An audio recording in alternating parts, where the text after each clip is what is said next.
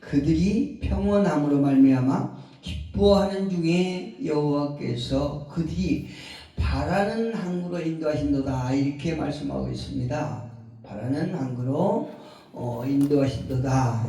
근데 이 말씀을 우리가 이해하기가 조금 쉽게 하기 위해서 29절 보면요, 광풍을 고요하게 하사 물결도 잔잔하게 하신도다 이렇게 말씀하십니다.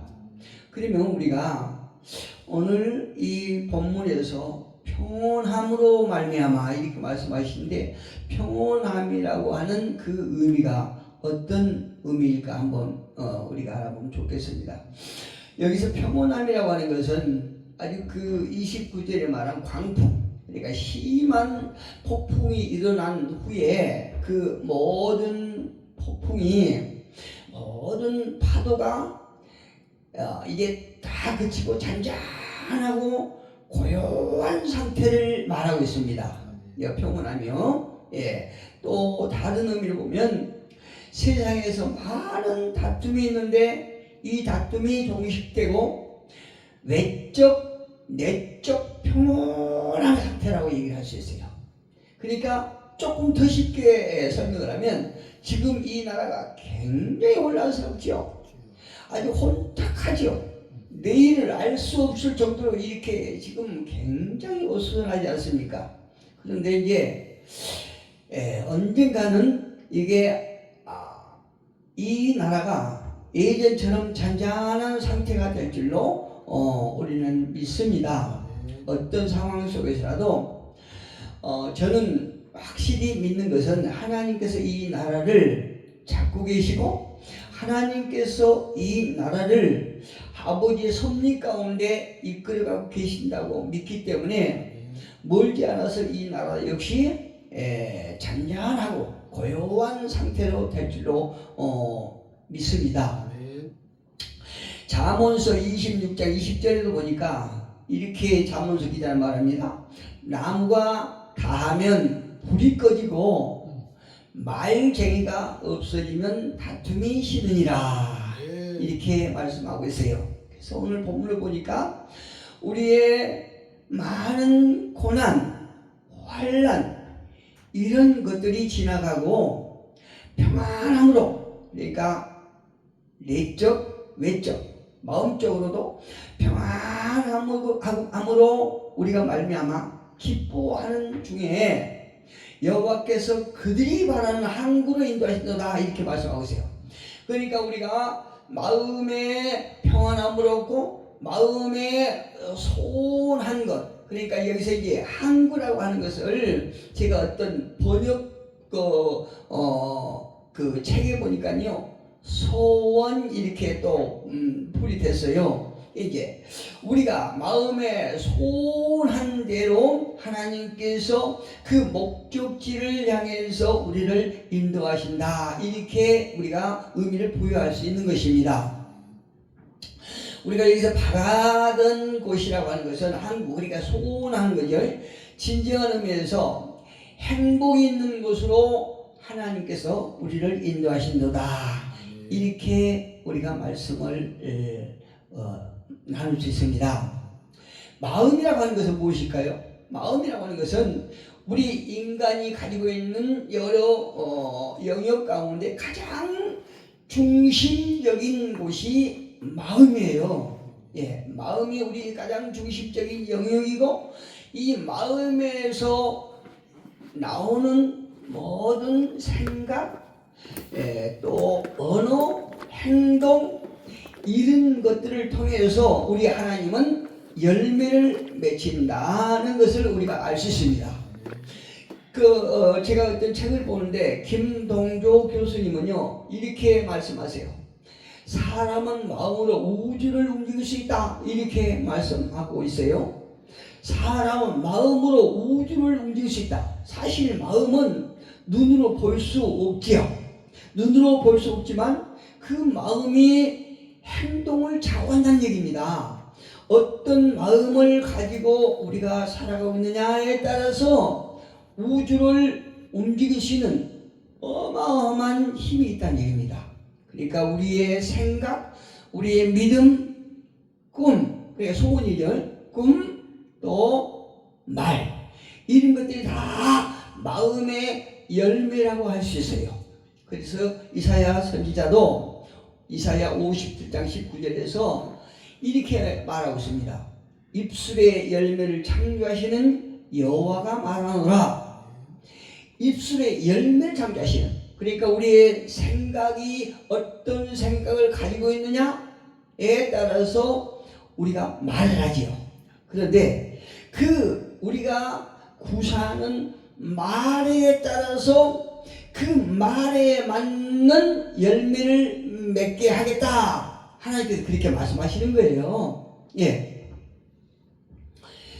더 나아가서 로마서 19장 10절에서 보니까 내가 만일 내 입으로 예수를 주로 시인하며 또 하나님께서 그를 죽은 자 가운데서 살리신 것을 내 마음에 믿으면 구원을 얻으리라.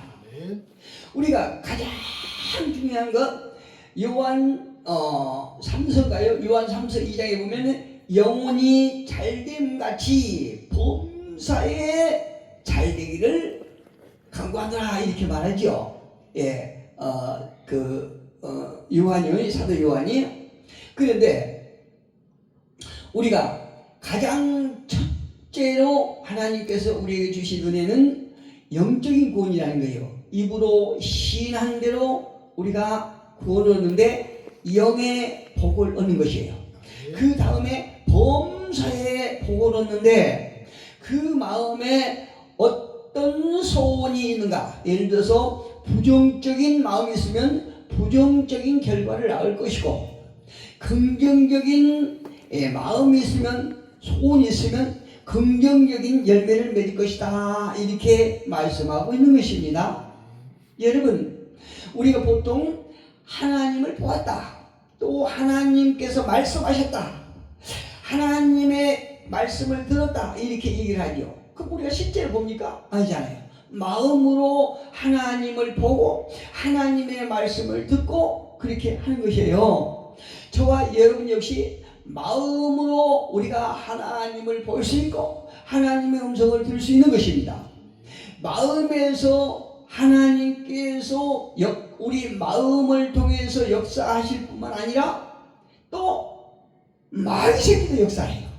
우리 마음속에 있는 것을 마귀도 갖고 놀거든요. 그러니까 우리 참 마음이, 이게 마음을 다스린다, 우리가 다스린다는 게 참 어렵습니다.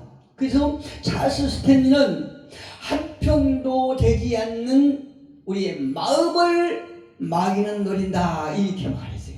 예, 우리가 아주 보이지도 않고 작은 마음이지만 그 마음을 마귀가 노리는 것이요.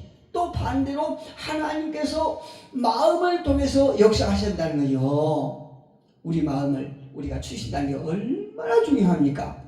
인간은 영혼을 가진 존재이기 때문에 3차원적인 세계에 머물면서 또한 한편으로는 4차원에 속한 존재예요. 그러니까 영적 존재라는 거지요. 우리가 이 땅에 발을 딛고 살지만 그래도 불구하고 영을 가진 영적 존재라는 거죠.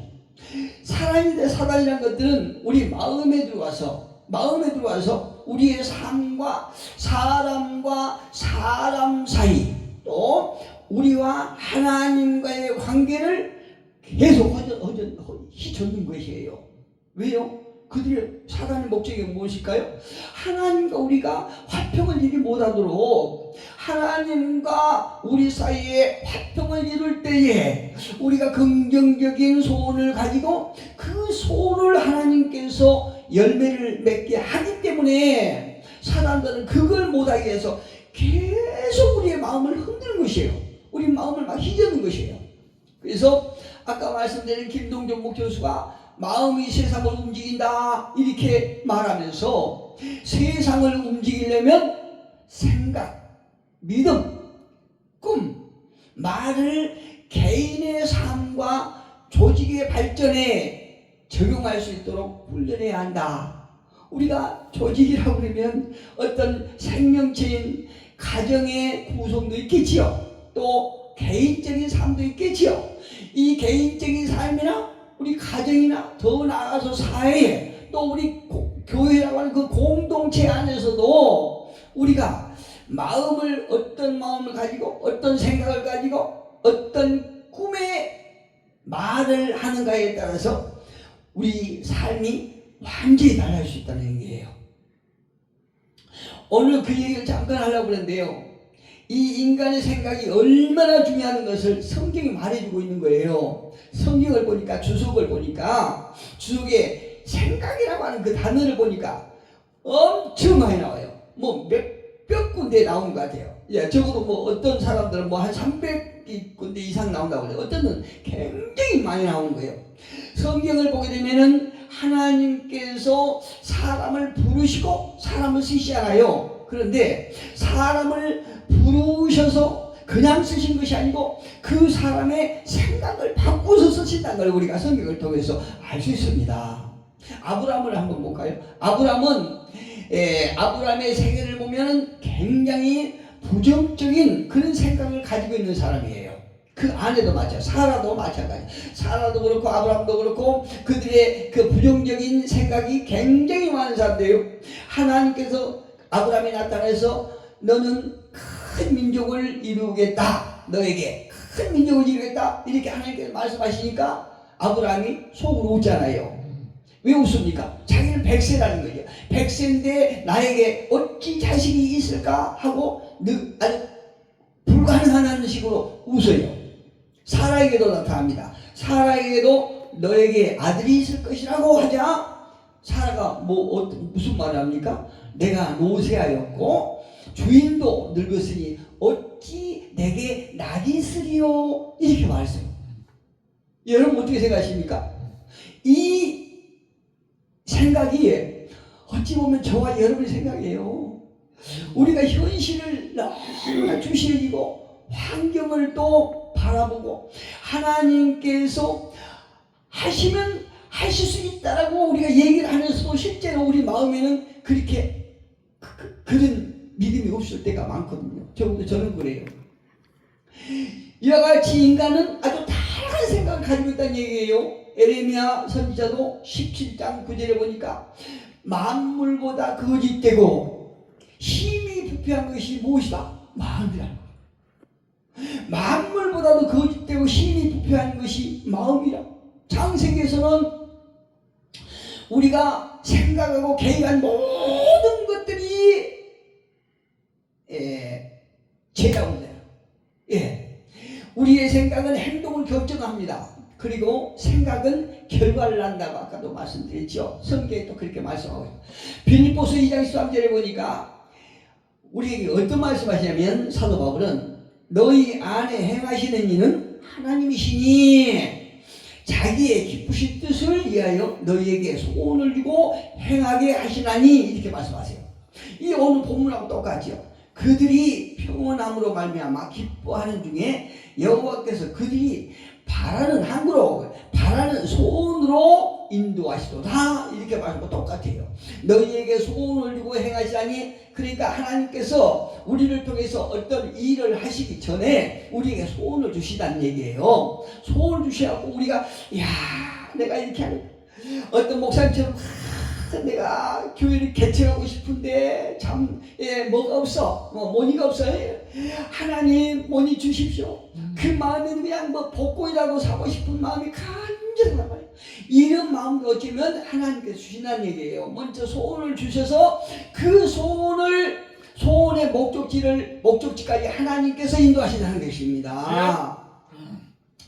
제가 한번 말씀드렸죠. 이제 저기 조안에서 있을 때에 사직에서 내가 몇 번 이제 간 적이 있는데 그 건물 주인이 우리가 이제 세를 못 낼 때도 있었는데 다른 때는 주인이 전화해서 목사님 세 안 들어왔습니다. 몇 개월 안 들어왔습니다. 이래도 서운한 마음이 없었거든요. 그래 이제 이거 빨리 내야 되는데 이렇게 생각되는데 어느 날은 그 건물 주인이 왜 세를 안 내냐고 그러니까 당연한 말인데 그렇게 서운한 거예요. 굉장히 서운한 마음이 들어서 강단에서 기도를 한 거예요. 하나님 주인이 믿는 사람인데 새 한 달 안 됐다고 이렇게 합니다. 서운한 마음을 토로한 거예요. 그런데 불과 하루 지나서 초신자가 교회에 들어온 지 며칠 되지도 않은 그 초신자가 딱 성전세를 딱 헌금하더라고요. 그 성전세가 밀린지 안 밀린지 그 성도가 어떻게 알았겠습니까? 그것도 몇십만 원인데, 그 하나님께서 우리에게 무엇을 우리를 통해서 하시려면 우리에게 마음의 소원을 주셔서 그 소원의 목적지로 인도하신다, 이렇게 말씀하고 계시는 것입니다. 하나님, 우리 안에 하나님만 일하신 것이 아니라 누구도 일한다고 했죠. 하나님께서 원치 않는, 우리가 원치 않는 그런 존재도 우리 마음속에서 같이 하나님과 같이 서로 쟁탈전을 한다는 거예요. 그런데 이 악한 마귀는 하나님하고 다른 부분이 있다면, 하나님께서는 우리가 하나님을 원하고 하나님을 소원할 때에 우리하고 함께 일하세요. 근데 마귀 새끼는요, 우리가 원치 않아도 우리하고 같이 일하자고 자꾸 우리하고 짝짝고 하자고 그러는 거예요. 요한복음 14장 2절에 보니까 이렇게 말씀하세요. 마귀가 그의 마음에, 누굽니까? 카인입니다. 마귀가 그의 마음에 예수를 팔려는 생각을 넣었다, 이렇게 말씀하시네요. 그러니까 우리 작은 마음에 하나님도 우리 마음을 통해서 일하시지만 악한 마귀 새끼도 우리 마음을 이용해서 자꾸 우리의 삶을 파괴하고 하나님과 우리 사이를 자꾸 이간이 시키는 것이요. 오늘 본문 봅시다. 그들이 평온함으로 말미암아, 우리가 시작하면서 29절을 읽었죠. 광풍을 고요하게 하사 물결도 잔잔하게 하신다. 우리 마음에 광풍이 일고 파도가 치면 하나님께 일을 하지 않으시는 거예요. 그러나 우리가 그 광풍을 성령님을 통해서 잘 다스리고 평온한 가운데 하나님과 교제하게 되면 그들이 평온함으로 말미암아 기뻐하는 중에 여호와께서, 그들이 말하는 여호와께서 저와 여러분이 마음으로 소원한 그 목적지로 인도하신도다, 이렇게 말씀하십니다. 우리가 오늘 통해서 지금까지 마귀가 우리의 많은 우리 마음을 이간질해서 파도를 일으키고 그렇게 했다고 하면, 오늘 이 시간부터 성령을 강력하게 우리가 의지해서 하나님께서 우리를 통해서 일하시는 귀한 경험을 하기를 예수 이름으로 축복합니다. 아멘. 여러분, 우리나라가 6.25 전쟁 후에 나라는 아주 잿더미가 되었을 거 아니에요. 그런데 그때 당시 어떤 조사기관에 따르면 당시 국민들 전체 한 25%가 폐병을 앓고 있었다고 해요. 못 먹고. 그러니까 한 26%가 폐병을 앓고 있었는데, 많은 청년들이 죽음 앞에서 두려워하고 또 세상을 원망하고 있을 때, 유별나게 한 청년은요, 그들 생각은 달랐다고 합니다. 한 청년은 폐병을 앓아서 자리에서 누워있으면서도 영어 사전을 보면서 열심히 단어를 외웠다는 거예요. 여러분, 폐병 앓아서 언제 죽을지 모르는데 영어 사전 사전 가지고 단어 외워서 무슨 필요가 있겠습니까? 그런데 이 청년은 다른 청년들이 그냥 세상 그 죽음 앞에 두려워하고 세상을 원망하고 있을 때, 이 청년만은 유난히 병석에 누워서 영어 사전을 보면서 단어를 열심히 외웠다는 것입니다. 그런데 이것이 아주 우리가 생각에 아주 작은 생각의 차이 같지만, 이 청년은요, 나중에 세계에서 가장 큰 목회를 하는 아주 영적 거장이 되었다는 사실 여러분 아시나요? 다른 청년들은 이름도 남기지 아니하고 죽어갔지만, 이 청년은 전 세계에 다니면서 영적 영향을 끼치는 조영기 목사님 간증이에요. 제가 어떤 책에서 이 조영기 목사님 간증을 이렇게 읽어봤거든요. 그런데 여러분, 우리가 작은 생각의 차이 같지만 이렇게 엄청난 결과가 나온다는 걸 우리 기억하셔야 됩니다. 마음의 생각은 우리 인생에 절대적인 영향을 미칩니다. 그렇기 때문에 마음을 움직이려면 먼저 하나님의 말씀으로 세상 사람들이 생각하는 것과는 다른 생각을 할 수 있는 그 훈련이 우리는 돼야 된단 말이에요. 그런데 우리가 참로 어떤 패역한 그런 부패한 마음의 근성이 있기 때문에 자꾸 하나님 말씀보다는 환경을 의지하고 사람 의지하고 그럴 때가 있지 않습니까? 근데 하나님은 분명히 말씀해요. 하나님 말씀으로 우리는 승리해야 됩니다. 내 안에 생각이 부정한 생각이라면 마귀가 육신의 적용에서 비롯된 것이요, 긍정의 생각이라고 하면 그것은 이 땅에서 하나님의 거룩한 역사를 이루겠다고 하시는 하나님의 마음에서 비롯된 것이란 말이에요. 갈라디아서 5장 16절에 보니까 내가 이르노니 너희는 성령을 따라 행하라. 할렐루야. 우리가 성령을 따라서 행할 때에 하나님은 그 성령을 통해서 우리 마음 안에서 역사하신다는 거죠. 그러나 우리가 성령을 따라서 행하지 아니하고 우리 어떤 혈기적으로 육신적인 생각을 따라서 행할 때는 어떻게 됩니까? 육체의 욕심을 이루게 된다는 거죠. 육체의 욕심 어떻습니까? 그건 결국 멸망하는 거예요. 저와 여러분은 평안한 가운데 우리가 바라는 긍정의 소원으로 인도받기를 주님의 이름으로 축복합니다. 창세기 13장 14절로 15절에 보면 아브라함이 조카 룻과 헤어진 후에 하나님께서 다음과 같이 말씀하십니다. 너는 눈을 들어 너 있는 곳에서 북쪽과 남쪽과 동쪽과 동쪽과 서쪽을 바라보라. 보이는 땅을 내가 너와 네 자손에게 주리니 영원히 이르리라. 할렐루야. 이것을 조영기 목사님 어떤 신앙관에 보니까 바람의 법칙이 이렇게 됐어요. 예. 이거는 첫 번째 바람의 법칙인데 조금 더 지나서 창세기 15장 5절에 가보니까 아브라함에게 하나님께 나타나셔서 이렇게 말씀하세요. 그를 이끌고 밖으로 나가 이르시되 하늘을 우러러 무뼈를 셀 수 있나 보라. 잘 보세요. 처음에는 동쪽과 서쪽을 바라보라. 두 번째는 무뼈를 셀 수 있나 보라.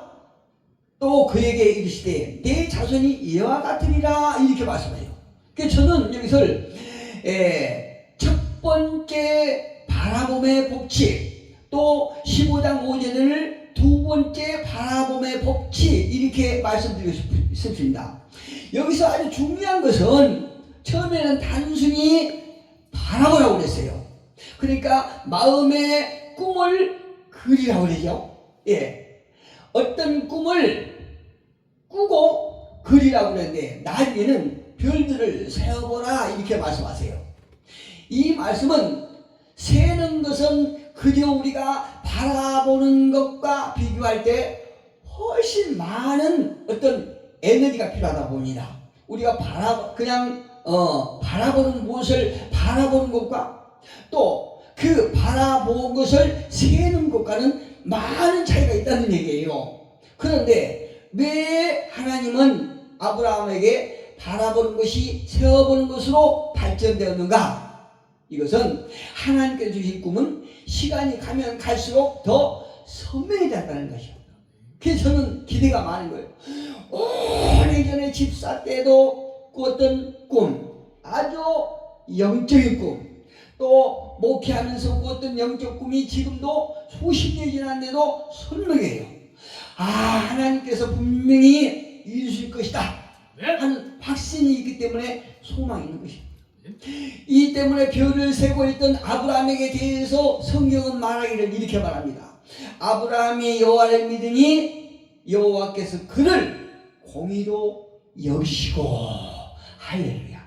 그래서 하나님께서 아브라함을 믿음의 조상으로 삼아주신 거예요.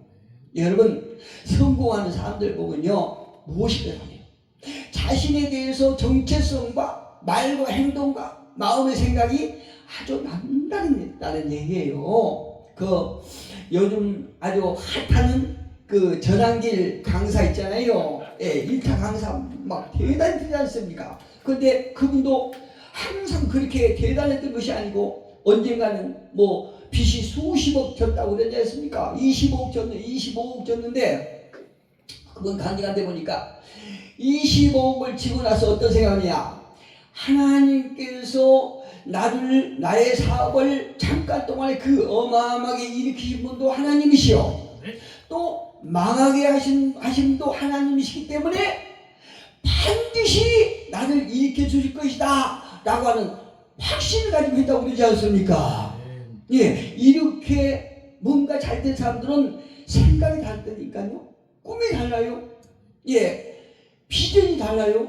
저와 여러분 오늘 하나님께서 시편을 통해서 말씀하신 그들이 평온함으로 말미암아 기뻐하는 중에 여호와께서 그들이 바라는 항구로 그들이 바라는 소원의 목적으로 인도하시는도다 말씀하신 것처럼 저와 여러분이 지금 현재 겪고 있는 고난을 잘 견디시면 하나님께서 저와 여러분이 품고 있는 그 꿈의 항구로 반드시 인도하실 줄 믿고 우리가 인내하심으로 하나님을 찬양하는 저와 여러분 되기를 예수 이름으로 축복합니다.